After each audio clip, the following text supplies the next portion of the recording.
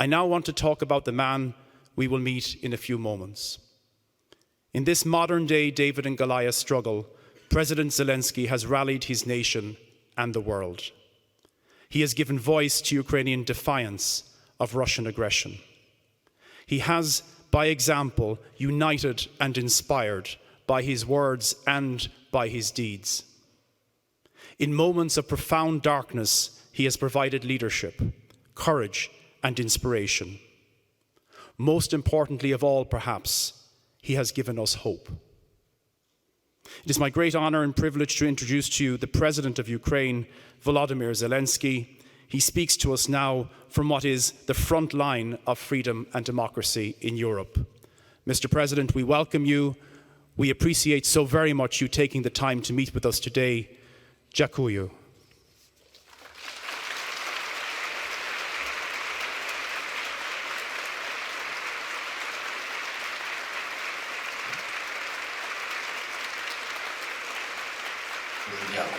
Thank you. Dear friends, Mr. Minister, President, and dear students, I'm very glad to welcome you. And as I was preparing for this meeting, I learned that just recently Russia has imposed sanctions against 52 politicians of your country. Now, the reason, because your country supports European efforts to stop Russian terror and to revive the international law. Of course, those restrictions imposed by Russia, they don't really affect anything. It's more of a propaganda thing so that Russian TV could pretend as if Russia is still capable of something, at least in diplomacy. But when I saw this message about 52 politicians, I remembered another number, another 52. It also just recent, and it's also related to sanctions. You know that the summit of economically powerful countries had just held in Indonesia. Well, the participants of this summit have agreed on a joint declaration made of 52 points. They're fairly meaningful, I would say, covering many of the existing global problems. Well, formally, the declaration was supported by Russia, but in reality, it violates most of the things mentioned in the declaration. Besides, some of the most vital global problems that G20 intends, or rather declares to solve, they were deliberately created by Russia. So should you carefully read all 52 points or paragraphs of the Bali Declaration, one can well see why the international pressure on Russia, and more specifically the sanctions pressure, should not only be maintained but strengthened. Russia continues to destroy international relations and human lives and pretends that it is fighting against the destabilization together with everyone else. Here is an extract from paragraph 4 of the declaration. It's important to uphold international law and the multilateral system that guarantees peace and stability. Well, today's era must not be an era of war.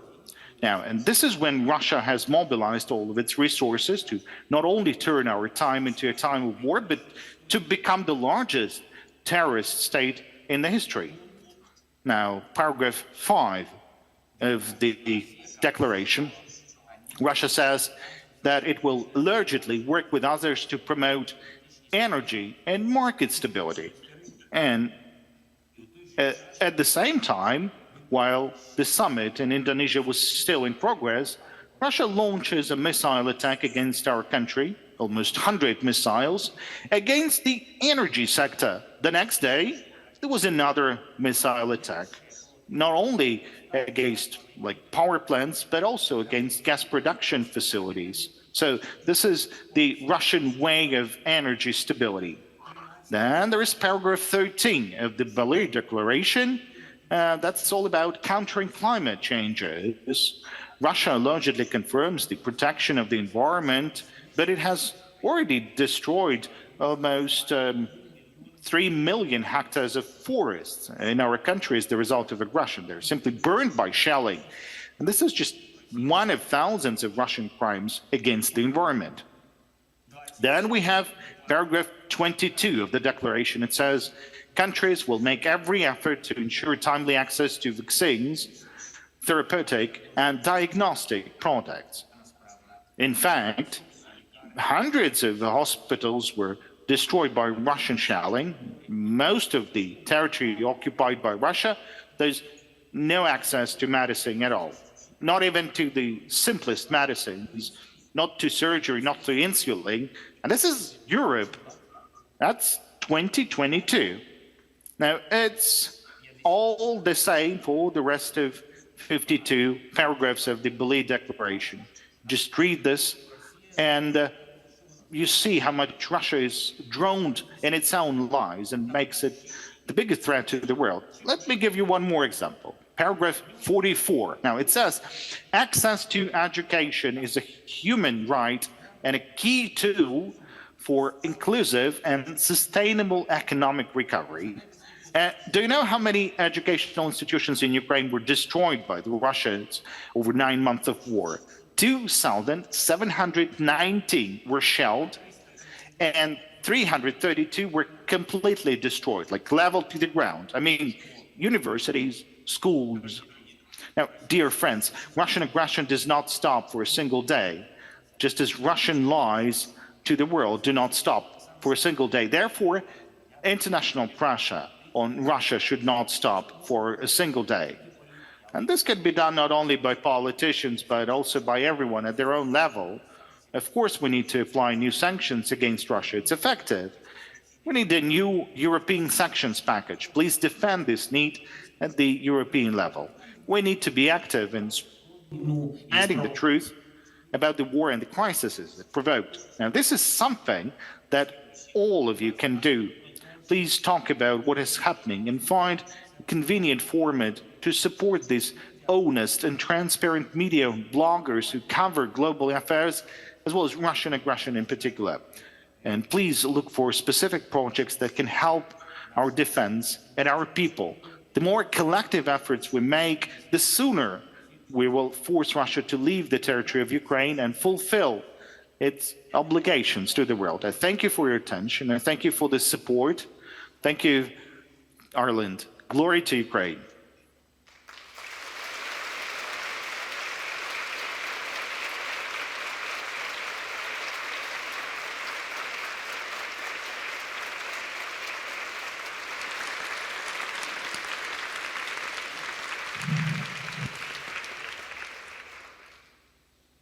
Thank you, Mr. President. We will now take some questions from our students here.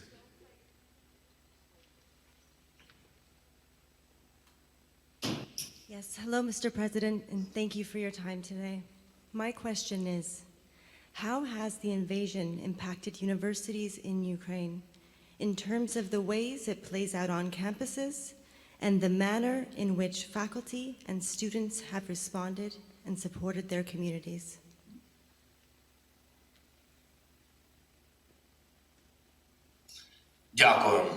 Thank you for your question.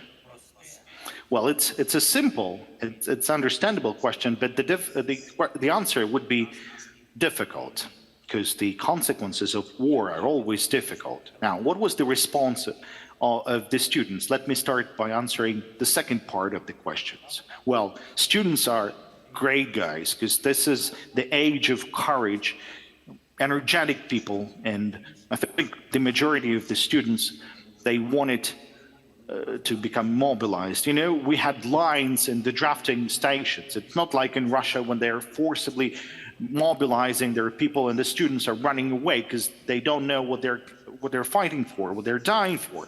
Now, in Ukraine, it was absolutely different. The people wanted to join. There were lines of young people, students, who wanted to go and protect their nation, their fatherland. Now, that was the response. Just the same was in the informational environment. I mean, the students, they know how to use different social networks much better than elderly people, which is fairly understandable. So they spread the information from taking this information from Ukrainian sources,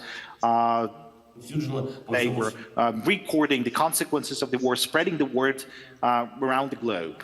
Now, speaking on these destructions caused by the war, well, unfortunately, many of the people don't have access to universities, and there are still the occupied territories, and students were leaving the occupied areas to those territories which are under control of the Ukrainian government.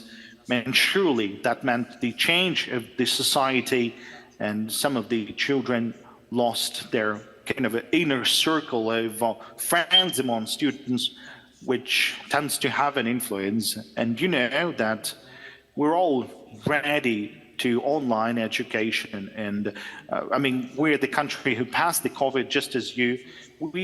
Believe me, we had high level of online education, but still, you know, online education, with all due respect, it cannot replace this, well, the atmosphere, the educational atmosphere that you have, the atmosphere of your social sort of circle, the conversations among the students when you do the education, when you receive this knowledge from your professors offline, when you have a chance to talk, when you have a chance to argue or to debate with the professors, when you can greet one another before that, that's important, really. And those things were lost. But that's temporarily, because I know when we will restore our territorial integrity, everything will be returned. And surely you've heard my statement that thousands of educational institutions were either shelled or destroyed, and there are very severe consequences. You know, even the walls can be recovered or rebuilt, but there are even graver consequences, because there are some of the lives that were lost. Now, that is the most horrible thing that might have happened to this young generation. I mean, students, when you're a student, you just start starting to leave. That's why any lives lost, that's a great loss for our country as well as for the future.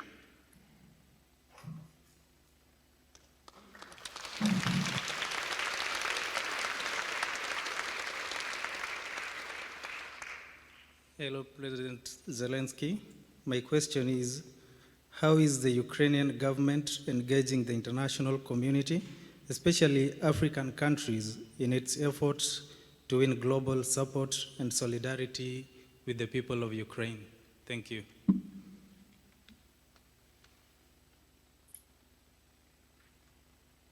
I thank you for this question.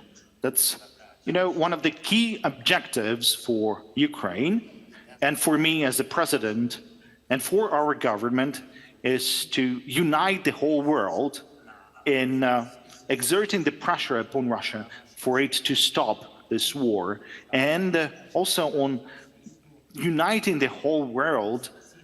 Well, in addition to the sanctions pressure and diplomatic pressure, there should be a whole world united in support of Ukraine. It's important also to have a support in the United Nations, because it's a political and diplomatic support, a support in voting and supporting the resolutions. Now, this is where, for us, it's crucially important to have the support of the African countries. And frankly speaking, we don't have really a developed relations between Ukraine and the African countries before the war. And Russia's impact and influence on African countries is greater than the one of Ukrainian, but still we are demonstrating one country after another, like gradually. All the African countries, they starting to realize what has actually happened, that there was a significant disinformation that Russia is the one who is aggressor, that it never returns freedom to anyone, it's not supporting the life, but in fact doing the other one. And there are some of the African countries that support us, and we can see that based on the votes in support of the resolution. We had a record support to the resolution, more than 140 countries who supported this resolution against the Russian aggression, and there were African countries who supported this resolution as well. We've organized this Crimean platform. That's the diplomatic platform for deoccupation of the Crimean Peninsula of Crimea. And there was the support from the African countries. For the first time, some of the African countries voiced their support. So step by step, we're doing that. And it started to happen, I think, when African countries saw when Russia has blocked the Black Sea, and it blocked the supply of grain, of wheat, corn, coming from Ukraine to the African countries, and particularly to those countries which may be facing the famine.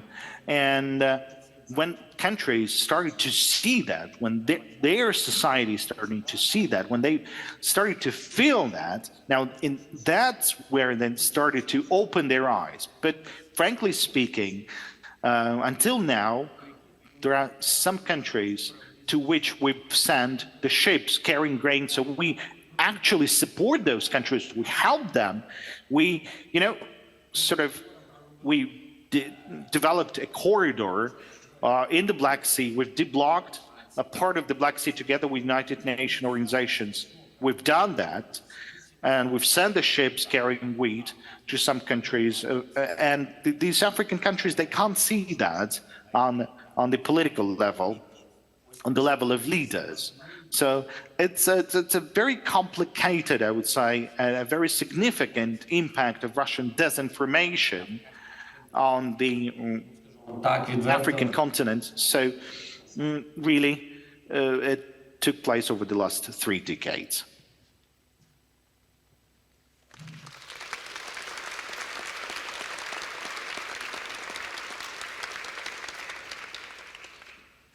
Hello, Mr. President.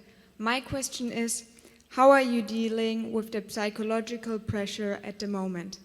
Thank you.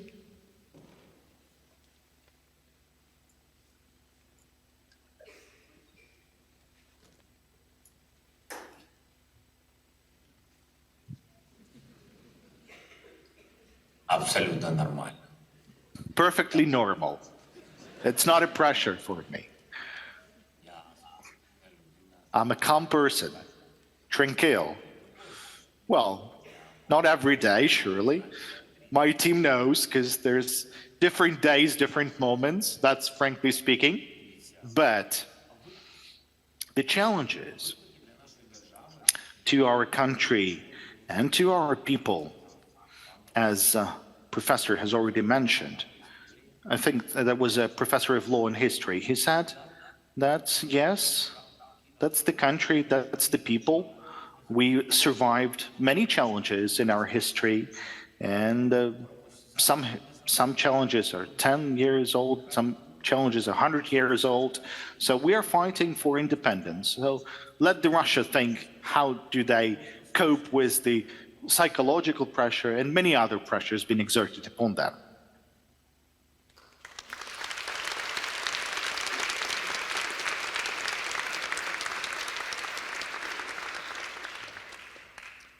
Hello, Mr. President.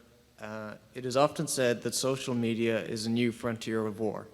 Have you found this to be the case?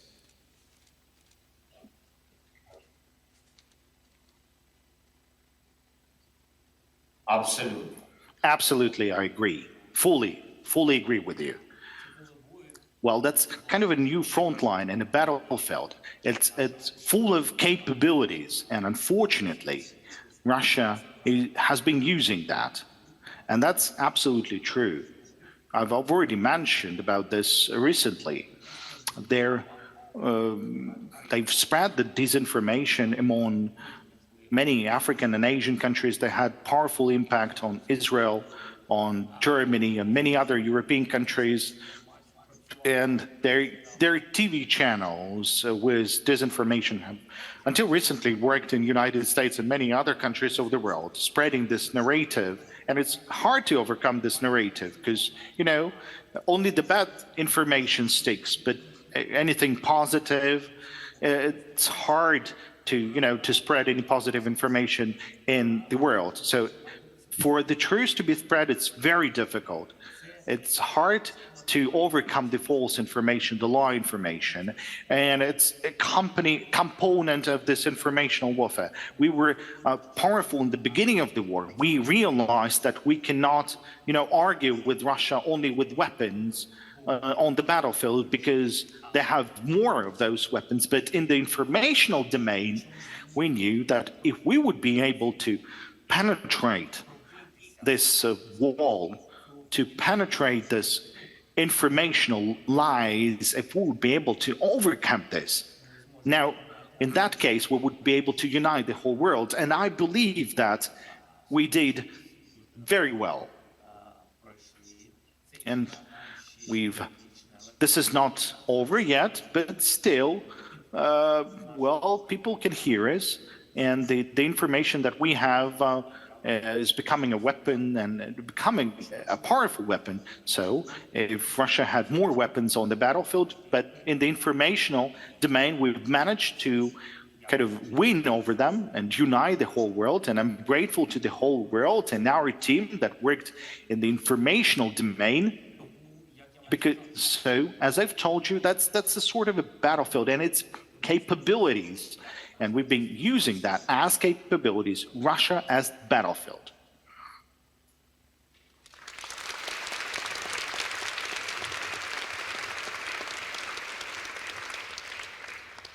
Hello, Mr. President. My question for you today is, did you ever think that Russia would launch a full-scale invasion of Ukraine? Thank you.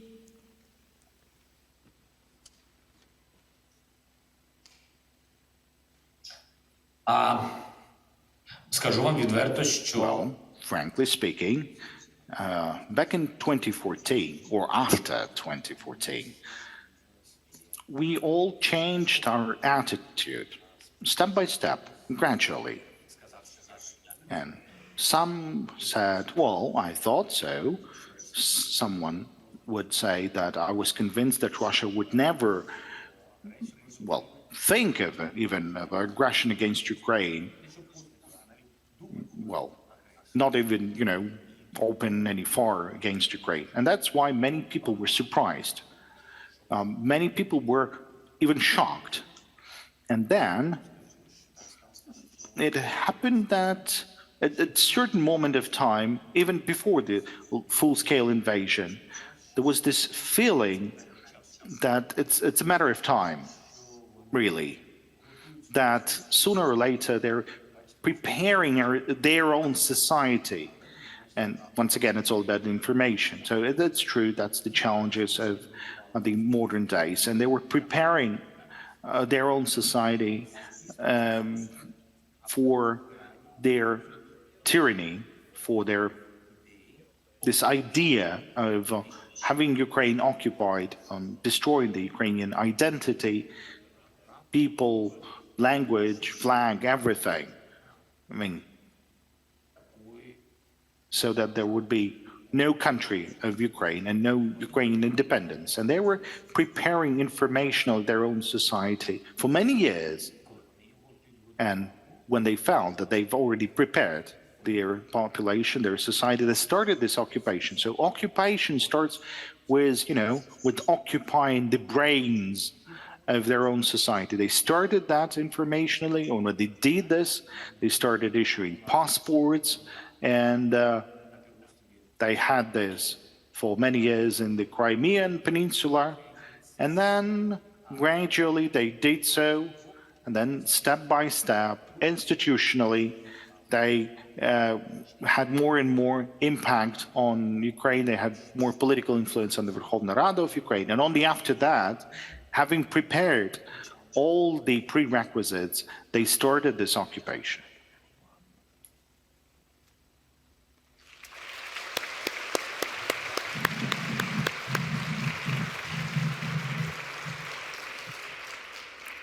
Thank you, Mr. President. That was inspiring, and we're delighted and privileged and indeed humbled that you took the time during this war to speak with us directly today. Dziękuję.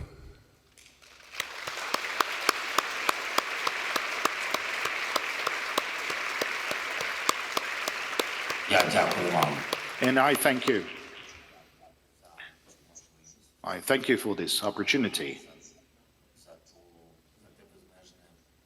for this incredible warmth that you gave to our people, 63,000 of Ukrainians.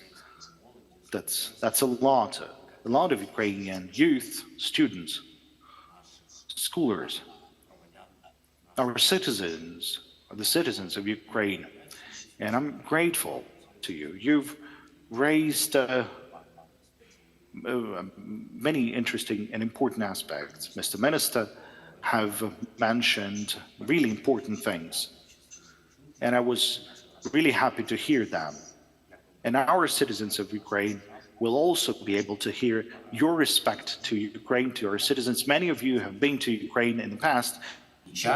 And I can tell you, select any time, and you know that you and your government and your society have helped Ukraine in many ways. And as you've absolutely truly mentioned, that no matter the neutral station, your neutral status, you're absolutely not neutral in your attitude, in your assistance. So come and join Ukraine, come and join the rebuilding process for Ukraine, or just simply come to see at a country which is fighting for us, for our nation, as you rightly mentioned this, for the country which is fighting for you as well. So thank you, good luck, take care of your freedom, and glory to Ukraine.